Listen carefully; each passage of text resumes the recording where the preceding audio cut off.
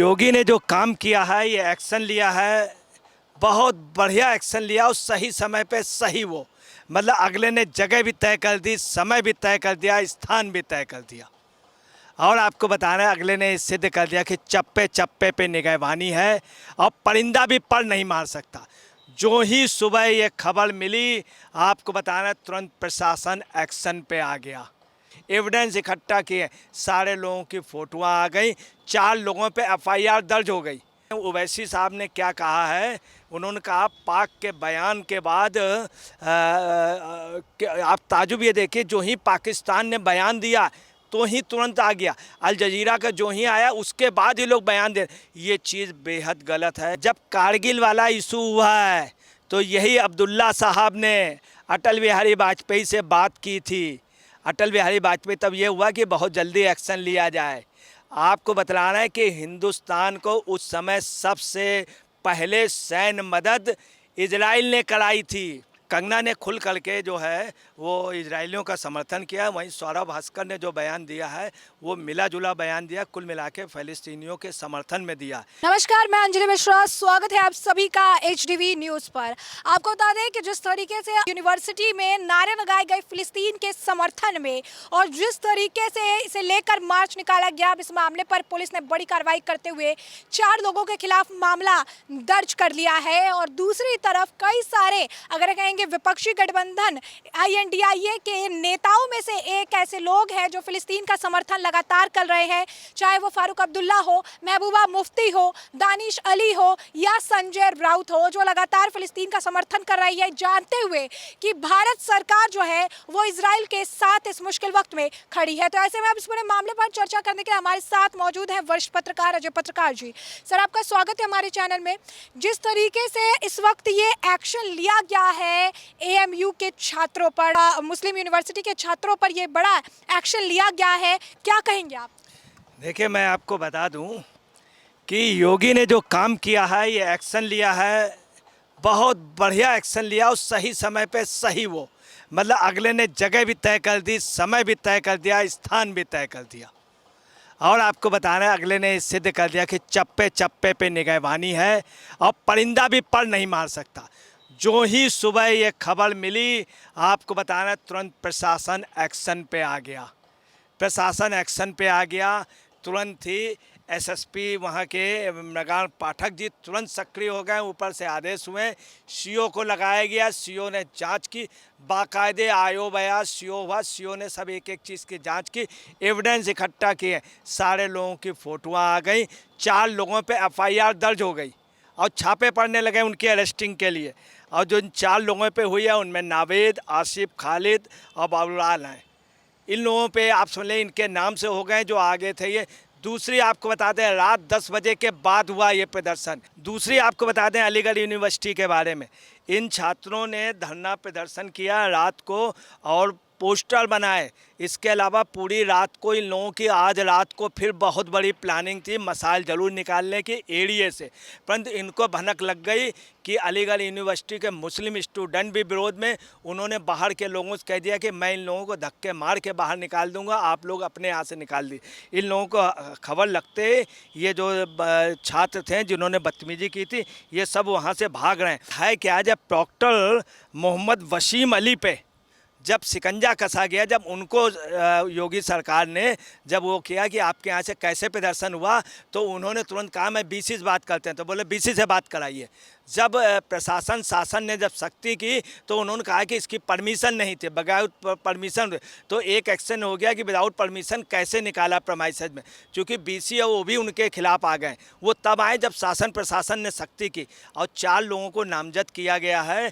चारों के यहाँ छापे भी अभी पड़े हैं, अब जावेद, आसिफ, खालिद और बबरियाल। आपको उसके भी ताजुब की बात बता दें, जिन लोगों ने प्रदर्शन किया इन्होंने ही, वहाँ के सूत्रों ने बताया कि इन लोगों ने 26 जुलाई को वहाँ के एक ढाबे के व्यक्ति को, वो हिंदू समुदाय का था, उसको बहुत मारने के बाद नाक रगड़वाई ज़मीन पे और उसको अपने यहाँ AMU यूनिवर्सिटी ले गए, उससे धन प्रवर्तन का दबाव बनाया, किसी तरह भाग करके आया। फिर काफ़ी लोग जब यूनिवर्सिटी के उस पे गए, वहाँ पे पुलिस अगर ना पहुँच जाए तो वो लोग भी थे, ये भी लोग वहाँ शामिल थे। अब इनके ऊपर लगातार छापे पड़ रहे हैं, ये लोग भाग रहे हैं। और आपको बता दें कि जिसकी बात हो रही, जो इजराइल के समर्थन की बात है, इन लोगों ने जलूस निकाला, उसमें नाराए तकबीर का तो नारा लगाया, उसके अलावा पढ़ के नारा लगाया। ये चीज़ गलत है। वहाँ के लोग मुस्लिम भी विरोध कर रहे हैं कि इस्लाम ये नहीं कहता है। दूसरी कलमा पढ़ के नारेबाजी करना और दूसरे उसको अपशब्द कहना, ये बेहद गलत है और ये राष्ट्र विरोधी है। इनका जो आक्रोश था, चूँकि मोदी ने कहा था कि हम एकजुट हैं और भारत ने समर्थन कर दिया, इस कारण ये इतने ज़्यादा आग बबूले थे। इन लोगों ने विरोध किया। आज रात को इनका बहुत बड़ा था, मगर उसके पहले ही योगी ने बिल्कुल सही जगह पर, आप समझ लीजिए, कहते परिंदा पर नहीं मार सकता, ये साबित कर दिया। इसी के साथ जिस तरीके से मुस्लिम कई सारे जो नेता हैं, जो कई सारे विपक्षी गठबंधन के भी पार्ट है, फारूक अब्दुल्ला हो, महबूबा मुफ्ती, असदुद्दीन ओवैसी हो, वो सभी जो है फ़िलिस्तीन के समर्थन में बयानबाजियाँ कर रहे हैं। फ़िलिस्तीन के लिए उनको ज़्यादा तकलीफ हो रही है, जबकि उन्हें पता है कि सरकार जो है इजराइल को कह चुकी है और इजराइल के साथ खड़ी है। इसमें 400 लोग थे। इसके अलावा रात भर अलीगढ़ यूनिवर्सिटी में एएमयू में मीटिंग चली है। वहाँ के छात्रों का कहना है कि हमको पढ़ने नहीं दिया जा रहा। बाहरी लोग आ कर के, और उनका ये भी कहना है कि कई कश्मीरी और अदर लोग आ कर के यहाँ पर फाइनेंस कर रहे हैं और हम लोगों को रात भर पढ़ने नहीं दिया गया और ये लोग मीटिंगें करते रहें। अब ये लोग सब भाग रहे हैं। रघुराम प्रताप सिंह ने तुरंत उन लोगों को ललकारा और उनके ये भी कहा कि आप आइए, सामने आइए। आपको बता रहे हैं जो मेन वहाँ से भाग गए। दूसरी आपको बता रहे हैं कि वहाँ के जो सांसद सतीश गौतम ने, उन्होंने उन लोगों को ललकारा और लगातार जो बयानात आने शुरू हुए, उस बयानात के बाद आपको बता रहे हैं कि लोग खामोश हो गए। अब आपको हम बता दें ओवैसी साहब ने क्या कहा है। उन्होंने कहा पाक के बयान के बाद आप ताजुब ये देखिए, जो ही पाकिस्तान ने बयान दिया तो ही तुरंत आ गया। अल जजीरा का जो ही आया उसके बाद ही लोग बयान दे। ये चीज़ बेहद गलत है कि पाकिस्तान के बयान के बाद में ये, और अल जजीरा के बयान के बाद ओवैसी साहब ने कहा है कि जो वहाँ पे अधिकृत जगह है, जो इजराइल कब्जा किए, वो उसको तुरंत खाली कर दे और जो उनके साथ अन्याय किया है फ़लस्तीनियों के साथ, वो बंद कर दे और फ़लस्तीनियों की जगह दे दे। जो फ़लस्तीनी बंधक देखिए, जस्ट उल्टा उसके लिए कुछ नहीं बोले। जिस महिला के साथ बदतमीजी हुई है, वहाँ के इजरायली वास्तव में उन्होंने बंधक बनाया। इसके फारूक अब्दुल्ला ने बोला कि दोनों लोगों का नुकसान हो रहा, जंग कोई निर्णय नहीं कर सकती, फ़लस्तीनियों का भी और इजरायलियों का। देखिए, आपको बतला दें कि बड़ी ताजुब की बात है, जब कारगिल वाला इशू हुआ है तो यही अब्दुल्ला साहब ने अटल बिहारी वाजपेयी से बात की थी। अटल बिहारी वाजपेयी तब ये हुआ कि बहुत जल्दी एक्शन लिया जाए। आपको बतला रहे हैं कि हिंदुस्तान को उस समय सबसे पहले सैन्य मदद इजराइल ने कराई थी। कारगिल के पूरे सैन्य दस्ते पूरे वो भेजे थे। ये एहसान अब्दुल्ला साहब भी भूल गए, भारत भूल गया। इजराइल ने हमेशा भारत को हेल्प की है। 1950 में सबसे पहले मान्यता भारत ने दी थी इजराइल को, और जो ब्रिटिशियर्स थे उनको छोड़ के चले गए थे, भारत ने दी थी। इजराइल से हमारे संबंध अच्छे थे। उस समय श्यामा प्रसाद मुखर्जी ने बहुत धरने प्रदर्शन किए थे, तब इजराइल को मान्यता होती। और पैलेस्टीन का आपको बता रहे हैं, पैलेस्टीन ये दुर्भाग्य रहा कि यह पहला चांस है जब भारत ने स्पष्ट रूप से हिंदुस्तान का पहले प्रधानमंत्री हैं जिन्होंने उनका सपोर्ट किया इजराइल का। और आपको बता रहे हैं किसी भी नेता लोग सब बयान दे रहे हैं।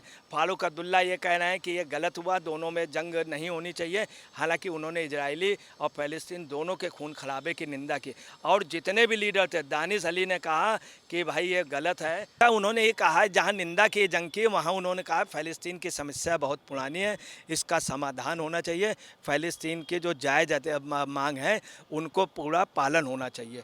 वहीं आपको बता रहे हैं कि उन्होंने महबूबा मुफ्ती ने भी कहा है कि उनका फेवर किया है। और आपको बता रहे हैं उन्होंने थोड़ा ज़्यादा बोल जाने पे संजय राउत ने मेकअप करने की कोशिश की है। बहुत कुछ उन्होंने बैलेंस किया है। उधर आपको बता रहे हैं ओवैसी ने भी बोला है, ओवैसी ने काफ़ी वैसा बोला और खुल करके फ़लस्तीनियों का समर्थन।